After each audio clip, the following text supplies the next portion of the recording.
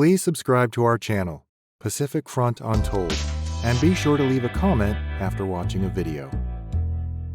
The United States and Great Britain both supported the Free Thai movement's espionage and guerrilla activities against Japan during the Second World War, but had staunch differences and perspectives when it came to post-war arrangements and negotiations.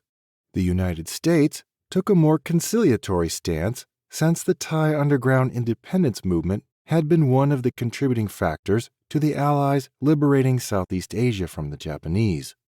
In one example of this, the U.S. did not want to dissolve Thailand's military, but rather find ways to use it to liberate all areas of the country from Japanese control.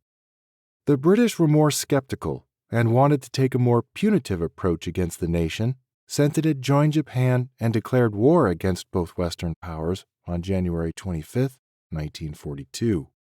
One of these advocates of a more punitive policy was Sir Josiah Crosby, the British minister to Thailand.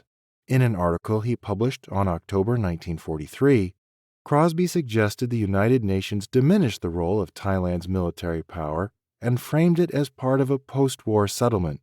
This, he argued, would allow democracy to flourish freely without military constraints or influence.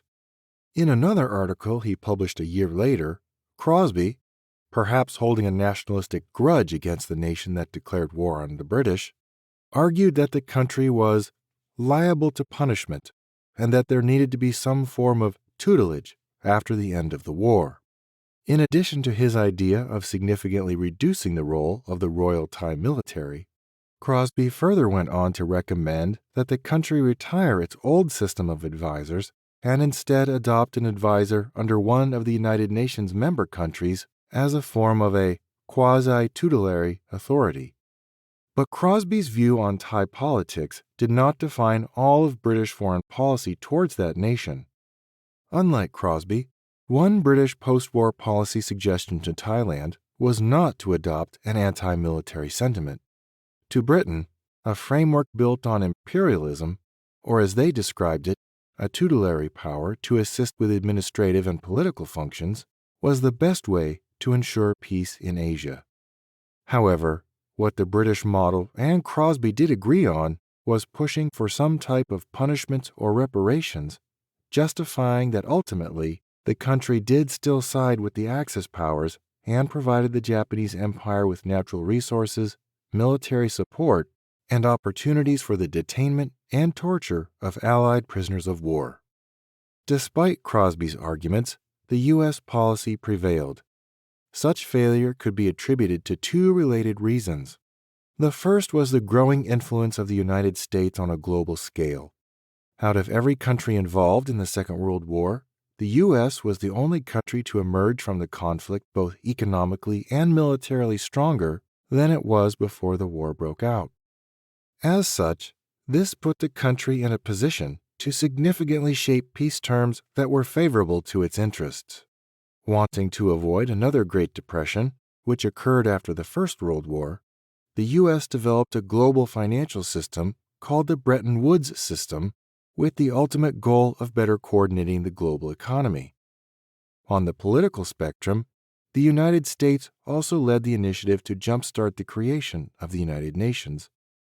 The second reason why U.S. policies regarding Thailand prevailed was Britain's own socio-political, economic, and military decline.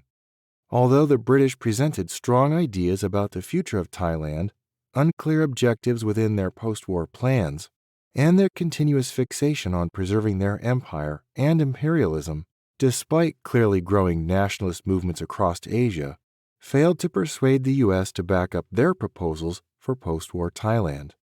The Thai government was well aware of the growing predominance of U.S. policy and the decline of the British model and maneuvered the situation to their advantage, structuring their laws, policies, and governmental system in response. Overall, British and U.S. attitudes towards post-war Thailand have shaped many aspects of how that country is run today. Whether or not Britain's failure to dissolve the power of the Thai military has caused a ripple effect over the nation's current political climate is still a point of much debate. But what can be said regarding the two competing approaches to Thailand in the words of historian Nicholas Tarling, is that the attitude of atonement before absolution and the preservation of Western imperialism no longer had a place in post-war negotiations.